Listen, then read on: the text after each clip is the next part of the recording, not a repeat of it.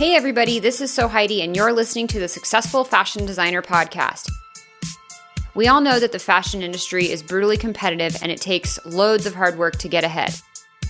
The problem is that everyone's secretive and tight-lipped about their ways. After working as a designer and educator for over a decade, I wanted to help break down those barriers and bring you valuable knowledge from industry experts, and this show is exactly where you'll find that. Whether you're trying to break into the fashion world, make yourself more marketable, launch your own label, or become a successful freelancer, we'll help you get ahead in the cutthroat fashion industry. This is episode 63 of the Successful Fashion Designer Podcast, and today we have a mailbag episode. We're going to go through different listener questions on things from industry terminology, how to gain experience if you don't have a background in design, what type of job opportunities are there for trend research, anything to think about if you want to create a made-to-order fashion brand, and last, some advice on creating digital prints for textiles. As always, if you have questions that you want me to answer on the show, email them anytime to podcast@sewheidi.com. That's SEWHEIDI.com. I would love to answer your questions. I do a mailbag episode once a month. Email me your questions. I choose the best ones and answer them here on the show. To access the show notes for today's episode and check out any of the links that I mention, visit sfdnetwork.com/63. All right, let's dive into the first listener question from Samari. I hope I'm pronouncing your name right. Samari says, I was interested in knowing what is the difference between a prototype and a sample. Well, Samari, I've heard some people use them somewhat interchangeably, but in my experience, the biggest difference is a prototype is often your proof of concept for things like fit, construction, and placement of seam or style lines. It often comes in incorrect fabric and incorrect trims. So what do I mean by that? We often refer to this as available fabric, available trims. So you can say to your factory, I'd like to get a first prototype or a first proto, as we often refer to it more in our terminology, our lingo, we often say proto. I'd like to get a first proto in available fabric and trims. So what the factory will do is they will make a prototype of your garment using fabric and trims that they already have on hand. These can be things they just have left over from other jobs or just extra resources that they have. They'll try to choose the closest available quality to what your finished product is going to be made out of. This is essential. The quality of the fabric needs to be close, the construction, the amount of stretch it does or doesn't have, but the color may be super wacky. I've seen some really funky prototypes come in really random, bizarre colors, but we're really just testing for fit and construction and placement of seam and style lines. Now, I've gotten into discussions with people that prototypes should actually be done in the actual finished fabric, but in my experience and a lot of designers I've talked to, protos are often, most of the time, done in available trim and fabrics. Depending on the complexity of the garment, how long you've worked with a factory, and a lot of other variables, you can go through anywhere from 1 to 2 to 3. I've seen designers and brands go through 5, 6, 7 prototypes. Once you start getting up in those higher numbers, it's a little scary and a red flag to me that something's not lining up with the factory or the brand or the communication. Something is going wrong. In a lot of the design and development I've done, 1 to 3 protos is really all that you need to execute the design correctly. From here, we move into more what I would call the sample type of items. So the samples are going to be used for various types of sampling.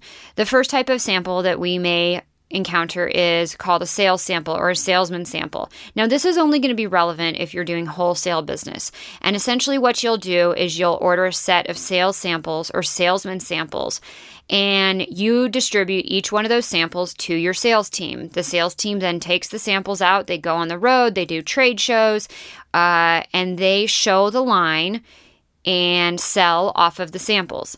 Now, the sales samples should at this point be done in I've seen some stuff in my day, but ideally in correct fabric, correct colors, correct trims.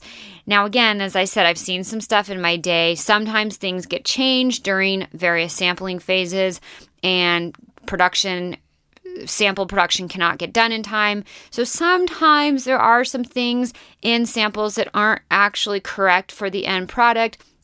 Salespeople are very used to knowing how to explain this to buyers, but there's another type of sample for you as a sales sample. Beyond that, you might have things like photo samples, which will be used for photo shoots. Again, these are most of the time done in as close to accurate fabric, color, everything as possible as what the end product will be. But again, sometimes you need to get the photo samples in, do your photo shoot, and you're on a tight timeline before bulk production fabric or other things have been created. So sometimes you're using available stuff in photo samples. Again, there's so many variables that go into this, whether you're using off-the-shelf fabric or custom-made fabric.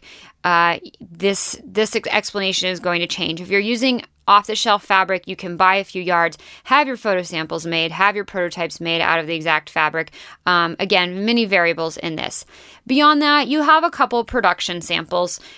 The other types of samples are what are called a pre-production sample and a top-of-production sample.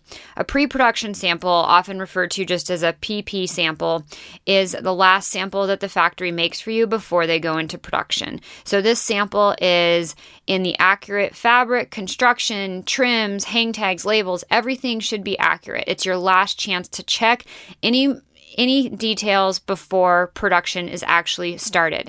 And then your last sample, top of production, TOP sample, is simply a sample that is pulled right off the top of the production line for you to keep as reference so you know exactly what production looked like. So those are the really biggest differences between sample versus prototype. Is prototype, you're leaning more towards available trims and fabrics, proof of design and construction and fit. Sample starts to lean more towards accurate fabrics, trims, etc. for the finished design, aesthetic, and function. Hope that clears up some of your questions on samples versus prototypes. Next up, we have a question from Antonio. Antonio says, I currently have a bachelor's degree in business and a year of work under my belt as a buyer's assistant. I wouldn't say I have a background in design, but I do draw very often, especially on my iPad, and just started learning Adobe Illustrator with the help of your videos. That's awesome, Antonio. Do you think it would be worth it to go back to school for fashion design? I find I am not qualified for the design jobs I want, and I'm not sure how to get into the industry without a design background.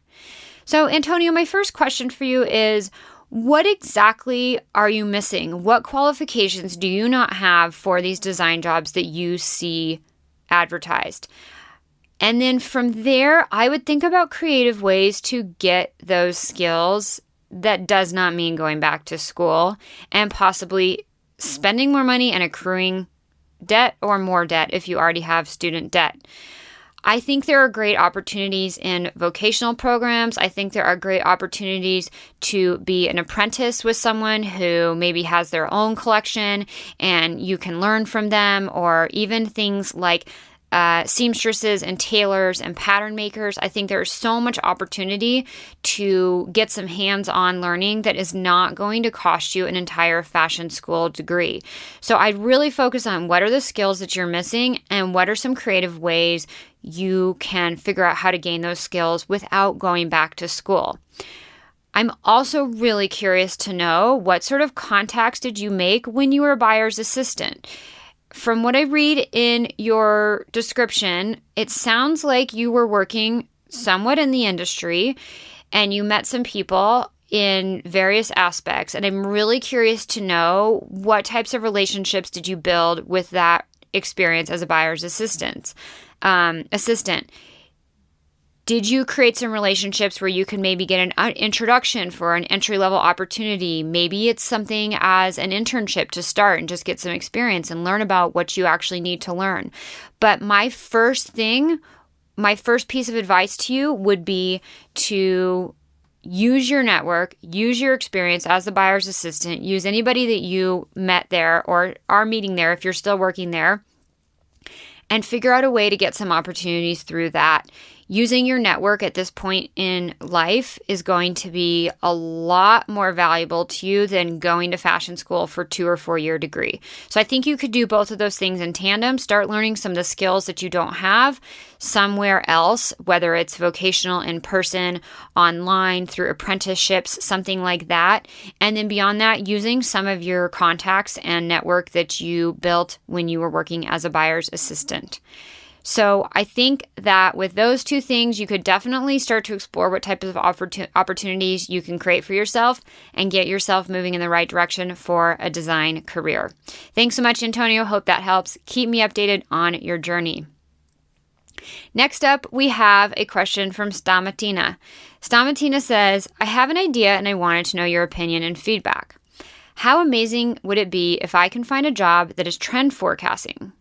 Of course, I love design and I'm always getting ideas for my portfolio, but I think ultimately trend forecasting would be the next big thing I would love to do.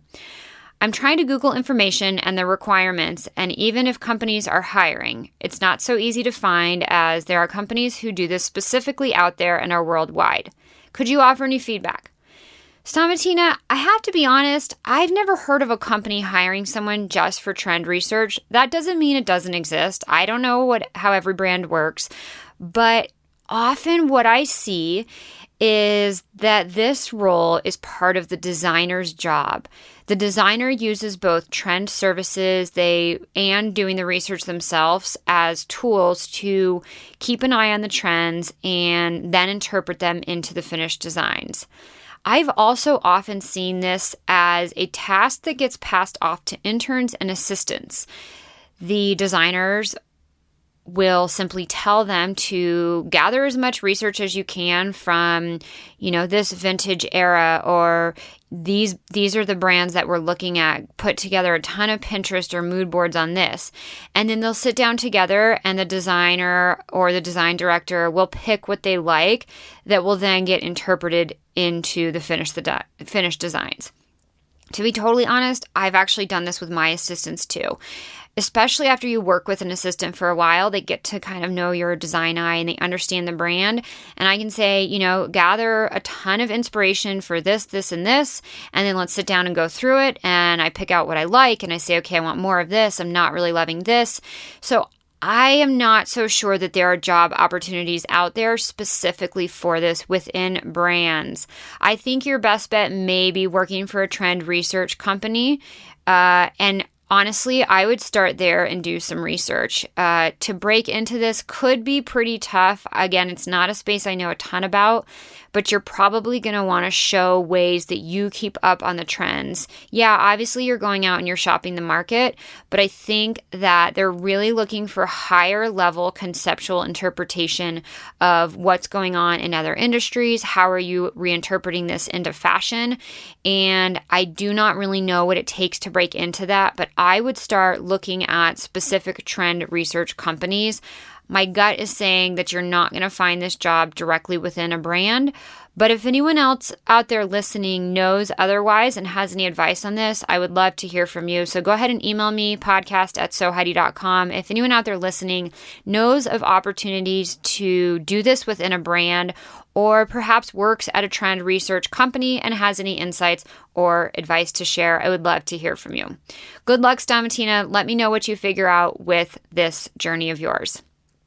Next up, we have a question from Breanna. Breanna says, I'm the owner and designer of Bre Nikole. I design pants for tall women, or at least I want to.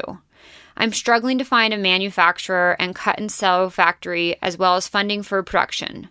I've been building my brand for some years and I'm ready to put product out. But until I have the right funding, I was considering doing made to order.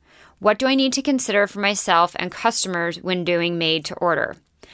All right, Breanna, totally blunt, I don't know a ton about the made to order space, but here are things that I would consider if this is something I wanted to get into.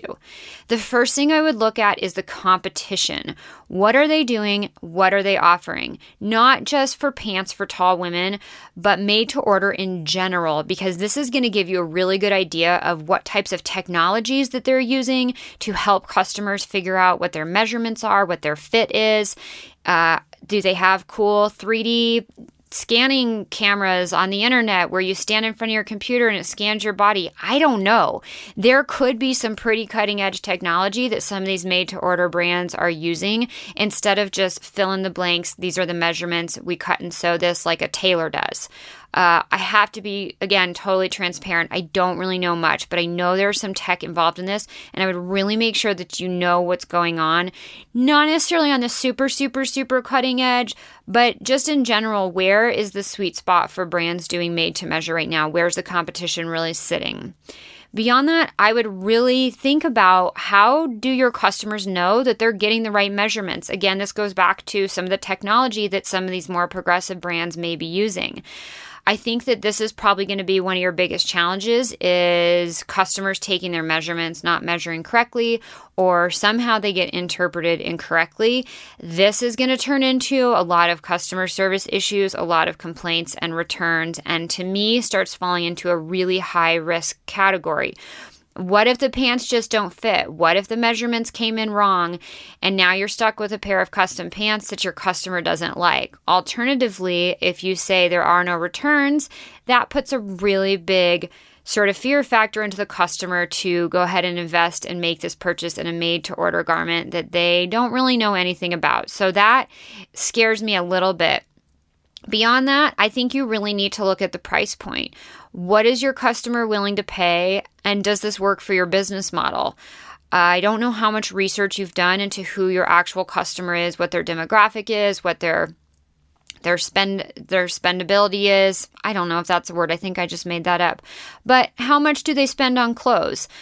Is this something that they're actually willing to pay for? They could be. I don't know. Again, not a market I know anything about. I'm 5'4", which I don't know, depending on where you're located, that's in inches. I'm not very tall, so pants for women with long legs and tall women is not something I know anything about. So again, research the competition. Really evaluate, what does this look like if the measurements come out wrong, the garment comes out wrong, what is the return situation, and also really understand your customer and the price point. There was a great episode with a woman named Kristen of Exclusively Kristen. She did a bunch of pop-up shops around the country, and she initially started selling her blouses at, I think, about $89 and $99, and she quickly learned when she was doing these shows that her customer was not willing to pay $89 and $99. They were willing to pay $59 and $69. So she had to make some sacrifices in quality, in fabrics and trims to get to the price point that her customer for her target market was willing to pay. So you really have to think about that, especially when you come into made to measure, made to order. I think your price point starts to go up. And so you need to validate that and make sure that it's something that works for your customer. Breanna, you also say at the end, P.S. I listen to your podcast in the mornings on my way to work. I wish I would have known about you when I was in school. I've learned so much for listening. That is awesome. I'm really, really glad to hear that. And I would love to ask you to help share the podcast and reach out to one or two friends that you have who you also think would have loved to have known about this podcast earlier and share the show with them. It's the best way to help get more listeners hearing the great content. And I have to be honest, I hate hearing that line. I wish I would have known about this sooner. So this is how you guys can all help spread the word about the show. All right. Thanks so much, Breanna. Let me know what you decide to do and what you find out with the research that you do. Next up, we have Karly. Karly says, hello, Heidi. I subscribe to and love your podcast. Thanks, Karly. She also says, I signed up for your Illustrator class, but can't seem to find the time to learn it. A little bit about me. I'm a working mom with 2 baby boys. I run a brick and mortar family business in which my favorite part is that I have a fairly high-end coastal boutique. I recently launched a website which I am growing slowly due to the fact that I'm a one-woman show who does everything myself. I'm also an artist with lots of creative energy that I don't always get to use. My dream has always been to launch my own label that I can sell in my boutique and on the website. I want to design my own prints to digitally print. I find myself always wanting to take a first step towards this, but not sure what to do. Must I first learn Illustrator so I can design prints myself, or is there a way around this? I'm considering hiring a consultant like I heard on one of your podcasts to help me get started. Do you think this is a good idea? I have 0 time, but feeling like I need to follow my dream ASAP. Okay, Karly, the first thing that terrifies me is that everything you talk about in here is that you don't have any time. You've signed up for the Illustrator class, but you don't have time. You want to learn Illustrator, but you don't have time. And I think you need to do a couple things. One, you mentioned that you're a one-woman show who does everything herself. So first of all, is there money in the budget to find someone to help with some of the mundane tasks that could be outsourced? Are there things that you're doing that you could train someone else to do, an assistant perhaps, that would take some of the workload off of your plate, which would free up more time for you to do things that only you are able to do? I recently have gone through this with my business. I've hired a new assistant, and I am trying to have her do everything that I can't do. Excuse me. Her do everything. I think I said that right. Bottom line, I'm trying to focus on only doing the tasks that I physically can do, like recording the podcast. Nobody else can record the podcast. Answering emails. Arguably, someone else can answer my emails. That's a space I keep pretty protected and close to my chest. I do still read and answer all my emails. But the point is, there are things that you're doing that you don't need to be doing. And so, first of all, where is there room for you to free up some time by outsourcing some of those tasks?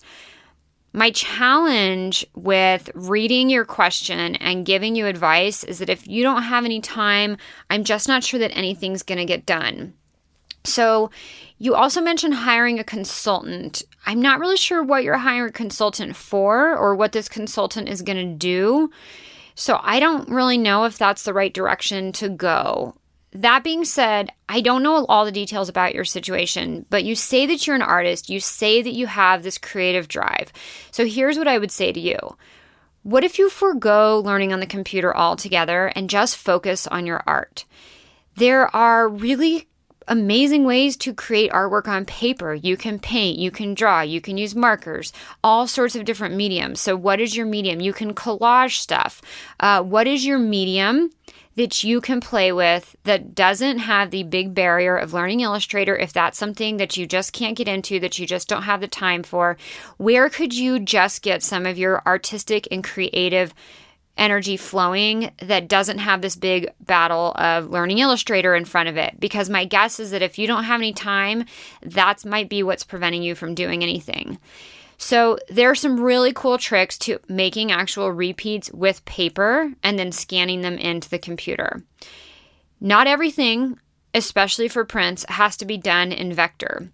Now, there's a cool trick for making repeats on paper. I'm going to link to that in the show notes. I think I first saw it done on Instagram stories by a woman named Elise Joy, but I found a short tutorial online that shows you exactly how to do it. So I'll link to that. So maybe you just focus on creating your art, putting some inspiration into the work that you really want to be doing, that you're feeling really passionate about, and just go the path of least resistance based on the little time that you have. If you can jump into doing something that you absolutely love, it's going to be a lot easier to find time to do that than if you are having this huge uphill battle, you already have no time, you're not going to, I think you're going to get demotivated from learning the computer skills up front if you're that short on time. So think about, where is your time best spent? What do you want to focus on? What is your budget to outsource some of these other tasks to free up some time?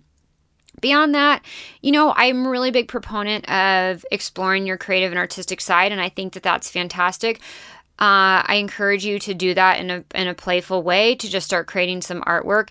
But outside of that, I'm a big believer in market research and product validation. So is this something that your customer wants? You already have a boutique. You already have an online store that you're building. So what types of things are you hearing from your customer? Is there opportunity to introduce this type of product to them? I would really start having some conversations with them, perhaps in tandem to you just exploring your creative side and having fun with it. But to really validate this before you put a lot of money and a lot of work into creating textiles that you then turn into garments, and investing too much before you know if this is a good fit for the customer that you already have right at your fingertips. So that's my advice for you. Please do keep me updated, Karly. I would love to hear what you decide to do and where this journey leads next for you. Thanks so much for listening, you guys. I appreciate each and every one of you. Again, if you have questions about anything related to working in fashion, email them to me at podcast@sewheidi.com. That's SEWHEIDI.com. And as always, if you'd like to learn more about any of the resources mentioned in this episode, visit the show notes at sfdnetwork.com/63. Thanks so much. I'll talk to you in the next episode of the Successful Fashion Designer Podcast.